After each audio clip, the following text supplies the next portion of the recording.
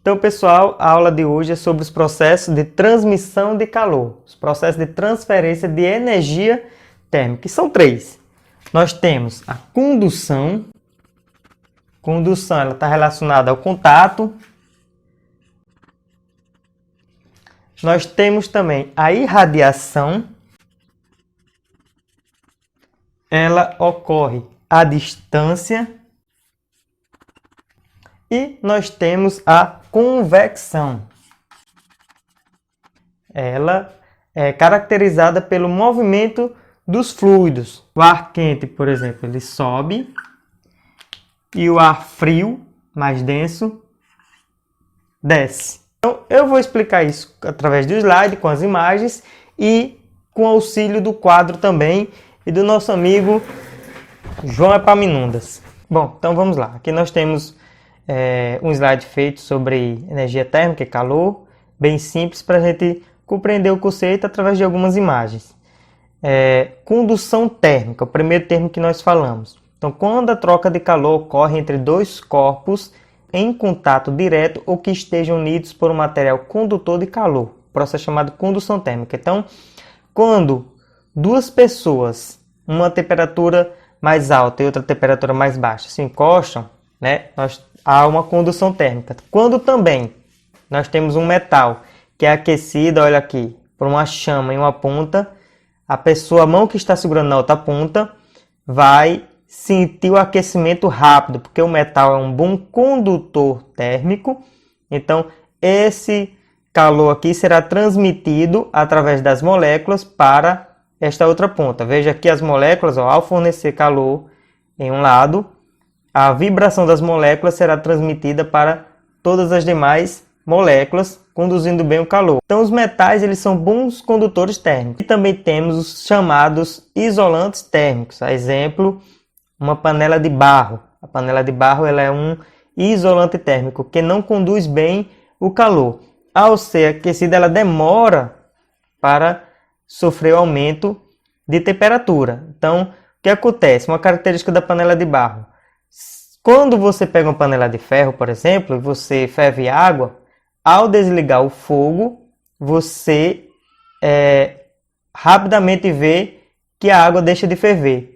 Em uma panela de barro isso não acontece, porque o que acontece na panela de ferro, a água deixa de ferver, porque a água passa a perder calor para o ambiente rapidamente. Na panela de barro ela não perde esse calor rapidamente, porque ela é um isolante térmico. O congelamento da superfície dos lagos. A gente vê nos desenhos animados, nos filmes, que em regiões que os lagos congelam, a parte de baixo ainda tem água, não congela totalmente o lago não fica todo congelado. Então, por que isso acontece? Porque ao começar a diminuir a temperatura aqui, a superfície da água é a primeira que começa a congelar, porque está em contato com ar frio, o ambiente, uma condução térmica aqui. Aí o que acontece? Essa parte que está em contato com ar frio, ela vai congelar primeiro.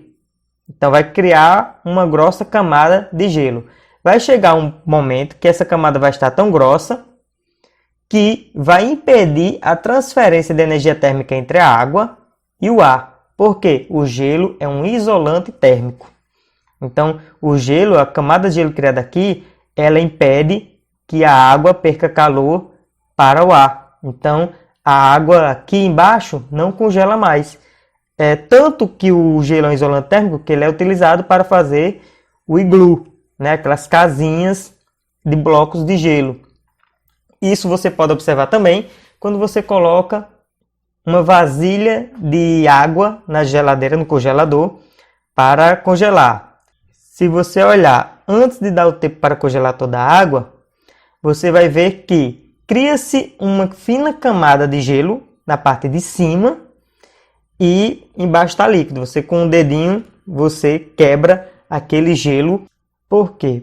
Porque o gelo ele é um isolante térmico, então naquela partezinha de cima ele vai momentaneamente impedir que a água perca calor para o ambiente. Só que por ser pouca água, e o congelador ser muito frio, né, para aquela quantidade de água, ele vai acabar congelando totalmente diferente do lago.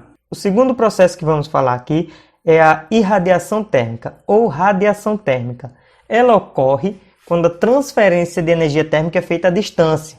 Então nós temos o Sol aquecendo a Terra, né? Ele não está em contato com a Terra, que é uma irradiação térmica através dos raios solares. Então nós temos aqui falar sobre o efeito estufa. O efeito estufa que ocorre na Terra é parecido com o que ocorre aqui dentro dessa estufa. Estufa é essa casinha de vidro que é feita para, né, plantar essas hortas aqui, essas hortaliças. Então o que acontece? O calor emanado do Sol atravessa essa camada de vidro. Nós temos sobre a Terra, nós temos uma camada atmosférica na Terra que faz o papel desse teto de vidro. Então o calor entra e ele reflete de volta. O calor vem, essas ondas azuis, e reflete essas ondas vermelhas. Só que essa parte que reflete, ela não reflete com a mesma energia que foi emitida aqui pelo Sol. Por quê? Porque uma parte é absorvida aqui pelo solo, por todo o material que está aqui. Então vai com menos energia. Por ir com menos energia, apenas uma parte consegue sair. Outra parte fica aprisionada. Se vocês for verem, tem umas ondas amarelas. Então essa parte fica aprisionada. Isso é o que chamamos efeito estufa. Esse calor que fica aprisionado, porque não consegue mais sair, refletir para fora da casinha aqui. O mesmo acontece com a Terra, né? Uma parte entra aqui através da atmosfera. Uma parte reflete de volta, mas uma boa parte fica aqui aprisionada, isso que nos mantém aquecidos. Essa casinha aqui, né, essa estufa, é utilizada em regiões mais frias, que precisam acumular esse calor aqui para poder manter essas plantas. Na região nordeste do Brasil, aqui na região nordeste, nós não precisamos de estufas, porque já tem calor suficiente para o plantio. O terceiro processo que vamos falar é o de convecção térmica. Então, convecção é o movimento dos fluidos. Então, denomina-se convecção térmica o processo de transferência de calor que acontece graças ao movimento de um material. Então, nós temos aqui na imagem um aquecedor, que é comum em regiões frias. O aquecedor ele é colocado na parte de baixo de uma casa. Então, o aquecedor vai o quê? Vai gerar um ar quente. E esse ar quente, por ser menos denso que o ar atmosférico, ele vai subir. E o ar frio que está lá em cima vai descer, porque está mais denso. Esse ar frio que desceu aqui, que está mais denso, ele vai ser aquecido aqui pelo aquecedor e vai, ao ser aquecido, vai ficar menos denso, ele vai subir. Então vai ficar nesse movimento. Tá? Ar quente sobe, ar frio desce. Isso é o que chamamos de convecção térmica. Nós podemos observar a convecção térmica numa praia. O que acontece? Tem uma característica da água que a gente vai falar em outras aulas, que ela demora para aquecer. É o que a gente chama de calor específico. O específico da água é alto. Isso quer dizer que ela precisa de muita energia térmica para aquecer. A areia da praia não. Ela rapidamente aquece. Então, quando você está descalço na praia, você coloca os pés na areia, você vai ver que ela está quente. E você entra na água, ela está fria. Por quê? Porque a água passou a noite inteira sem receber luz do sol. Então ela está esfriando.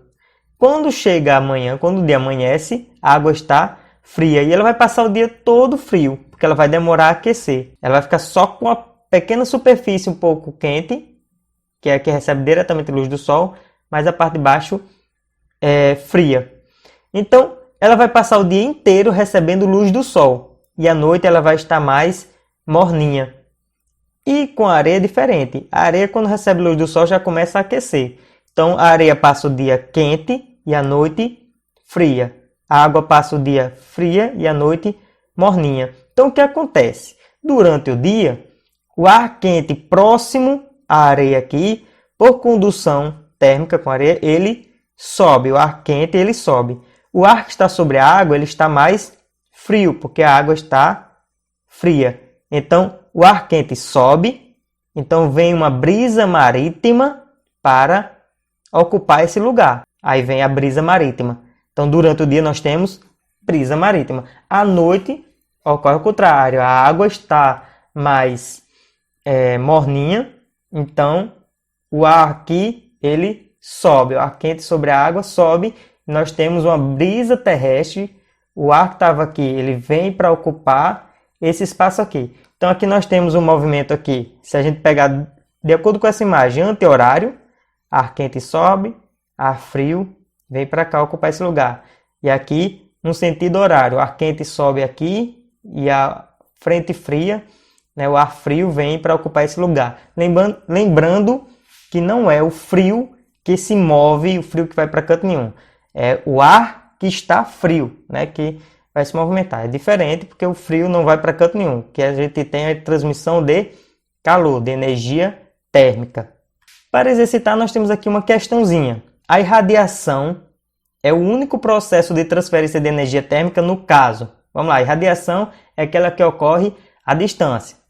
Da chama do fogão para a panela, do Sol para um satélite de Júpiter, do ferro de soldar para a solda, da água para um cubo de gelo flutuando nela, de um mamífero para o meio ambiente. Então, a irradiação térmica ela vai estar presente em qual? Então, vamos analisar cada caso. Da chama do fogão para a panela, nós temos um contato. A chama está em contato com a panela, então é condução. Do ferro de soldar para a solda também é uma condução, ele entra em contato. Da água para um cubo de gelo flutuando nela também é condução, está em contato. E de um mamífero para o meio ambiente, nós temos também condução térmica, está em contato. O mamífero está em contato com o ar. Então, irradiação é do Sol para um satélite de Júpiter, porque o satélite de Júpiter não está em contato com o Sol. Então, para finalizar, nós temos que condução ocorre aqui no contato. Então, quando o cara está lá numa sala fria, ele vai encontrar com uma pessoa numa sala quente. Por exemplo, meu amigo aqui, João Epaminondas. Deixa eu ajeitar aqui o copo do João. A gente vai sair de mão dada. Dá a mão, João. João. Enfim, João e eu vamos sair de mãos dadas, de braços dados aqui. Então, eu que estou numa sala fria e João que está numa sala quente, nós vamos sentir aí uma diferença de temperatura. Vai haver, quando pegar no ombro aqui de João, deixa eu pegar aqui no ombro dele, vai haver uma transferência de energia térmica de João que está mais quente para mim que estou mais frio. A irradiação térmica ocorre à distância, então o Sol aquecendo a Terra, uma fogueira, aquela fogueira de São João que não pode acender esse ano, né? Ela te aquece à distância, você sente o calor, né, emitido pela fogueira, mas sem tocar nela. E a convecção, que é o movimento dos fluidos, ocorre principalmente no ar, mas também nós temos um líquido. Por exemplo, uma panela com água, você coloca água lá para ferver. A chama do fogão entra em contato com a parte de baixo da panela. Deixa eu desenhar aqui uma panela muito bonita. Então, a chama do fogão vai aquecer a parte de baixo. Então, a água aqui de baixo ela vai aquecer primeiro. O que vai acontecer? Ela vai ficar menos densa, vai subir. A água fria daqui de cima, ela vai descer. Então, vai ficar nesse movimento constante. Isso aqui é o que a gente chama convecção. Por isso, o ar-condicionado da sua casa deve ser colocado na parte de cima. Porque o ar frio vai ficar mais denso que o ar quente que está embaixo. Então, o ar quente vai subir, o ar frio vai descer. Esse movimento é convecção. Se você colocar o ar-condicionado na parte de baixo, o ar frio ele não sobe. Ele é muito denso. Então, você vai resfriar apenas os seus pés. Por isso, o aquecido é colocado na parte de baixo, porque o ar quente sobe, e o ar-condicionado é colocado na parte de cima, tá bom, galera? Então, era essa a nossa aula de hoje. Os processos de transmissão de calor, condução, irradiação e convecção.